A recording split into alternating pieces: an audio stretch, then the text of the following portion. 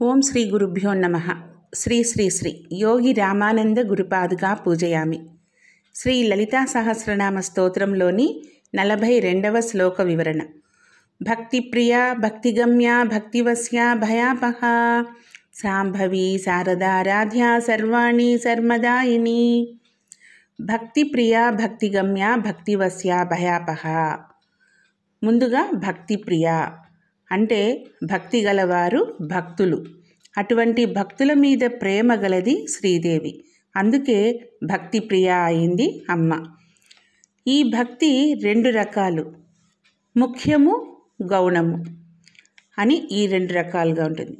ముఖ్యము అనేది తీసుకుంటే ఈ భక్తి ఎలాంటిది అంటే సర్వకాల సర్వావస్థల యందు భగవంతుని మీదే మనసు నిలిపి భగవంతుణ్ణి తల్లి తండ్రిగా పరాత్పరుడిగా ఏ విధంగా అయినా సరే ఆ పరమేశ్వరుణ్ణి ఆరాధిస్తూ ఉండేదే ముఖ్య భక్తి.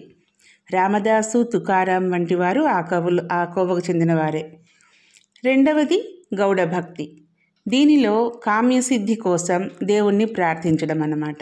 సామాన్యంగా ఈ కోవకు చెందినవారు వాళ్లకు కష్టాలు సమస్యలు వచ్చినప్పుడు మాత్రమే భగవంతుణ్ణి వేడుకుంటారు. పెద్దగా భక్తి లేకపోయినా కష్టకాలంలో అర్చనలు హోమాలు పూజలు మొదలైనవి చేస్తూ ఉంటారు. ఇక భక్తులు కూడా 4 రకాలు ఉంటారట. ఒకరు ఆర్తులు, జిజ్ఞాసులు, అర్థార్హులు, జ్ఞానులు.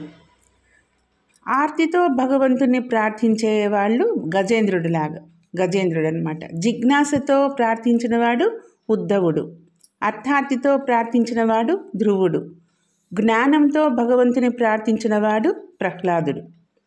భగవంతుణ్ణి ఏ రకంగా సేవించినా కూడా అది ఫలప్రదమే అవుతుంది. ఇంకా ఈ భక్తి మార్గంలో 9 రకాలున్నాయి. అవి ఏంటివి అంటే శ్రవణం, కీర్తనం, స్మరణం, పాదసేవ, అర్చనం, వందనం, సఖ్యం, దాస్యం, ఆత్మనివేదనం. వీటిలో ఏ మార్గంలో అయినా పరమేశ్వరుని ఆరాధించవచ్చు. ఏ విధంగా సేవించినా ఆ సాధకుని యందు భక్తి కరుణ కలిగి ఉంటారు ఆ పరమేశ్వరుడు. శివపురాణంలో భక్తులు బాహ్యంగా కానీ అంతర్గతంగా కానీ చేసే సేవలను నేను గ్రహిస్తాను అన్నారట ఈశ్వరుడు. ఇకపోతే భక్తిగమ్య అంటే భక్తిచే తెలియదగినది అని. బాహ్య అభ్యంతర రూపమైన అనగా సర్వం అర్పణాత్మకమైన భక్తిచే పరాశక్తి అయిన శ్రీ లలితాంబికాదేవి పొందబడుతుందన్నమాట. నేను నాది అనే భేదభావం వీడి సర్వము జగన్మాతయే అనే భావంతో శక్తి వల్ల మాత్రమే పరాశక్తిని సాధకుడు పొందగలడు. భక్తి గమ్యం లాభం కాకూడదు. భక్తి గమ్యం అనేది లాభంగా తీసుకోకూడదంట. లాభం కొరకు చేసేది వ్యాపారం అవుతుంది, కానీ భక్తి కాదు. భక్తి గమ్యం అమ్మవారే కావాలి. భక్తి చేతనే గమ్యం చేరుతాం. ఆ గమ్యమే లలితాదేవి. కావున అమ్మ భక్తి గమ్య అయింది. ఇకపోతే భక్తివస్య అంటే భక్తికి స్వాధీనురాలు అవుతుంది అమ్మ అని అర్థం. అన్నింటికన్నా అత్యంత సులభమైన మార్గం భక్తి మార్గం అని ఈ నామం ద్వారా తెలియపరుస్తున్నారు. అమ్మవారు ఎంత స్వతంత్రురాలు అయినప్పటికీ కూడా భక్తికి మాత్రం అస్వతంత్రురాలే. భక్తులకు వశమైపోతుందట. అందుకే మోక్షాన్ని సాధించే పద్ధతుల్లో భక్తికే అగ్రతాంబూలం అని అన్నారు. అట్టి భక్తికి ఆమె వశమైపోతుంది కాబట్టే అమ్మను భక్తివస్య అని అన్నారు. ఇక భయాపహ అంటే భక్తుల యొక్క భయాన్ని పోగొట్టి వారికి మనశ్శాంతిని ఇచ్చేది ఆ పరమేశ్వరి అని అర్థం. సర్వకాల సర్వావస్థల్లోనూ వారి సమస్యల నుండి బయటపడేలా చేస్తుంది ఆ తల్లి. జరిగే వాటికి భయపడకుండా చేస్తుంది. అంతేకాని మనం ఏం చేసినా మనం భయపడకుండా చేసేది అని కాదు. అది మన సాధనా మార్గం. మనలోని ఆర్తి జ్ఞానం మంచి చెడు వీటన్నింటినీ గుర్తించి ఏది మంచో అదే జరిగేటట్లు చేస్తుంది అమ్మ అని అర్థం. అందుకే భయాపహ అన్నారు. ఇకపోతే సాంభవి శారదారాధ్య సర్వాణి సర్మదాయిని. వీటిలో ముందుగా సాంభవి అంటే శంభుని పత్ని, భక్తులకు శుభముని ఇచ్చున్నది. ఇంకా శం అనగా అపరిమితమైన సుఖాన్ని కలగచేసేవాడు శంభుడు. శంభుని భార్య సాంభవి, భక్తులకు సుఖాన్ని ఇచ్చున్నది. ఈ సాంభవి అను నామం నుండి శాంతిమతి అనే నామం వరకు ఈ లలితా సహస్రనామ స్తోత్రంలో శాంభవి అనే మంత్రోద్ధారం గురించి తెలియజేస్తాయి. అరమోడ్పు కన్నులతో దృష్టిని అంతర్ముఖం చేసి మనస్సును పరమేశ్వరిపై లగ్నం చేసే ప్రక్రియకు శాంభవి ముద్ర అని పేరు. అంతర్ముఖం కలిగించేది కావున శాంభవి అంటారు. రెప్పలాడించకుండా బాహ్యం చూస్తూ ఉంటూ మనస్సును ఊర్ధ్వంగా సహస్రార బిందువునందు ఉండే అమ్మవారి పాదాలపై లగ్నం చేసే స్థితిని శాంభవి ముద్ర అంటారు. దేవి భాగవతంలో తెలిపిన ప్రకారం 8 సంవత్సరముల బాలికను శాంభవి అంటారు. ఈ ముద్ర సాధన వల్ల మానసిక ప్రశాంతత, ఆలోచన శక్తి పెరుగుతుంది. ఇంకా సెల్ఫ్ రియలైజేషన్ అలవాటవుతుంది. ఆత్మవిశ్వాసం, సహనం, పాజిటివ్ థింకింగ్ అలవాటవుతుందన్నమాట. సాధన చేసేవారు వివిధ పద్ధతులను అనుసరిస్తారు. ఇవన్నీ కూడా యోగ ధ్యాన సాధనాలు. ఇకపోతే శారదారాధ్య, సరస్వతిచే ఆరాధింపబడినది అని. శ అనే అక్షరం శాంతిని, సుఖాన్ని, శుభాన్ని సూచిస్తుంది. రా అనే అక్షరం వెలుగును సూచిస్తుంది. ఈ 2 అక్షరాలు కలిగిన పదమే శరత్ అనే పదం శాంతిని తెలుపు రంగులో కూడా సంకేతిస్తారు.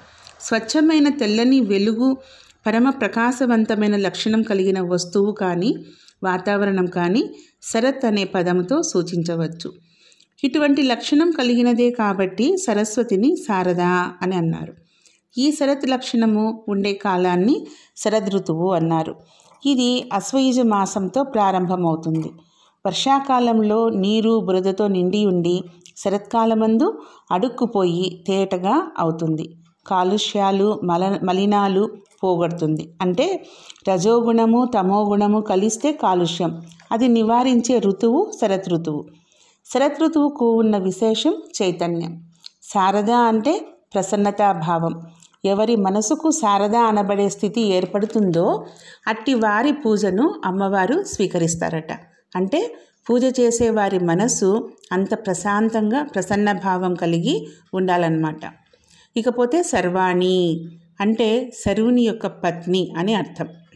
భూమి, బలం, తేజస్సు, వాయువు, ఆకాశం, సూర్యుడు, చంద్రుడు, యజ్ఞకర్త అనే 8 శివుని యొక్క అష్టమూర్తుల్లో భూరూపుడైనటువంటి శివుడు సర్వుడు అనబడతాడు.